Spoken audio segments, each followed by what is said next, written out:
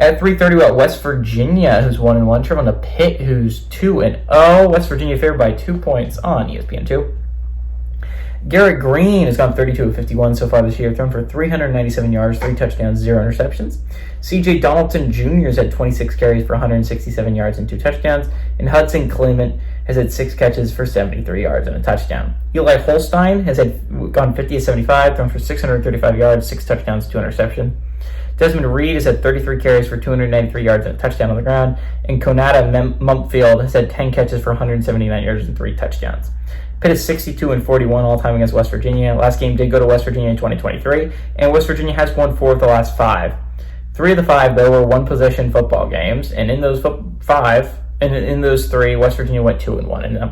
So I think what's really going to be interesting here is both these teams had very different expectations heading into the season. West Virginia considered themselves a dark horse to win the Big 12, or maybe make a playoff spot, and Pitt headed into it like, we make a bowl game, that should be a win. That's a win for the season. I don't know if those expectations have changed. I think West Virginia expected to lose their season opener to Penn State. I think they hoped to pull off the upset, but they didn't end up doing that. They still have a solid team built together there. And they're not out of the race yet because the Big 12 race hasn't even started. So we also got Pitt. Pitt's an interesting football team because they honestly should be 1-1. You watched that game against Cincinnati last week, and if you watched the first 3 quarters, you would have assumed Cincinnati won that game handily.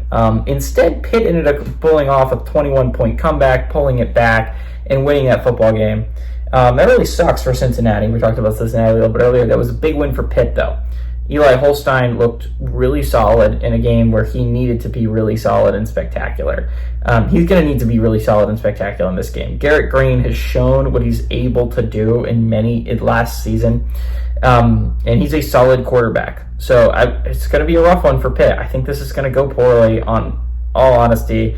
They should have gotten their first loss last week. I think they get their first loss this week. I would have loved for them, because this would have been an elimination game then, but it's not an elimination game.